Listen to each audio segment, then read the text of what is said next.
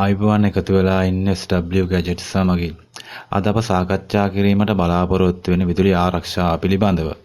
මුලින්ම කියන අපගේ YouTube නාලිකාවට subscribe කරලා bell icon එකත් click කරලා තියාගන්න මෙවැනි වටිනා වීඩියෝ නැරඹීම සඳහා.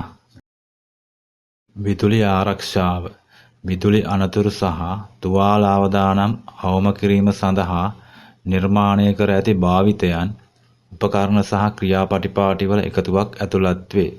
එය සේවා ස්ථානයේදී ආරක්ෂාව පිළිබඳව තීරණාත්මක අංගයක් වන අතර නිවසේදී පුද්ගලික ආරක්ෂාව සඳහා වැදගත් වේ. හොඳයි අපි ඊළඟට සාකච්ඡා කරමු විදුලි ආරක්ෂාව පිළිබඳ මූලික මූලධර්ම කිහිපයක්. ඒදී පුද්ගලික ආරක්ෂක උපකරණ භාවිතය පිළිබඳව තමයි ඊළඟට සාකච්ඡා කරන්නේ.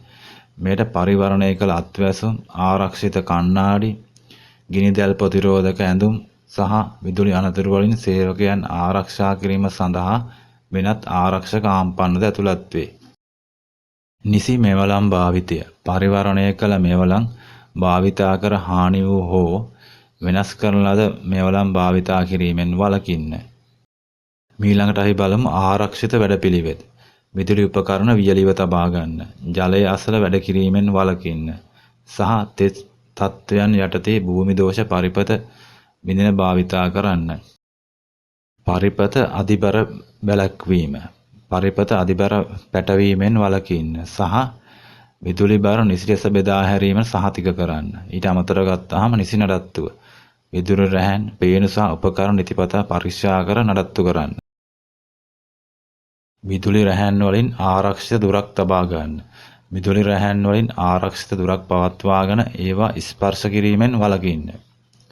විදුලිය විසන්ධි කිරීමේ උපකරණ එය ක්‍රියාත්මක කිරීමට පෙර උපකරණ ක්‍රියා විරහිත කර ඇති විදුලිය විසන්ධි කරන්න. පුහුණුවත් සහ දැනුවත් කිරීම විදුලි අනතුරු සහ ආරක්ෂිත වැඩපිළිවෙත් පිළිබඳ සේවකයන් ප්‍රමාණවත් ආරක්ෂක පුහුණුවක් ලබා දීම. අනතුරු වාර්තා කිරීම ඕනෑ විදුලි උපද්‍රවයකින් හෝ හානි උපකරණයක් වහාම වාර්තා කරන්න. දැන් බලමු විදුලි ආරක්ෂක ප්‍රමිතීන්නා රෙගුලාසි කිහිපයක්. එදී ගත්තාම හදිසි සූදානම විදුලි හදිසි අවස්ථාවක ප්‍රතිචාර දක්වන්නේ කෙසේදයි දැනගන්න.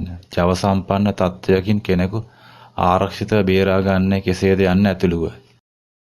විසන්ධි කිරීමේ උපකරණ භාවිතය නොමැති විට විශේෂයෙන් තෙත් ප්‍රදේශවල හෝ මෙවලම් සමග වැඩ කරන විට උපකරණ විසන්ධි කරන්න.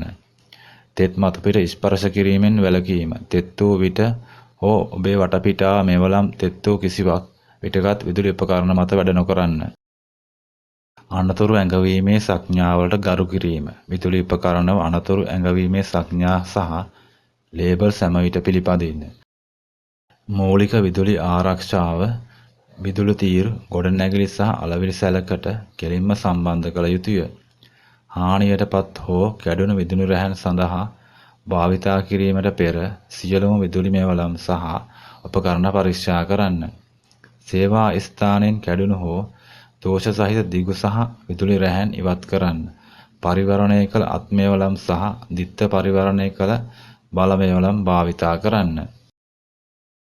හොඳයි අද අප සාකච්ඡා කරේ විදුලි ආරක්ෂාව සඳහා පිළිපැදිය යුතු මූලික මූලධර්ම කිහිපයක් පිළිබඳවයි.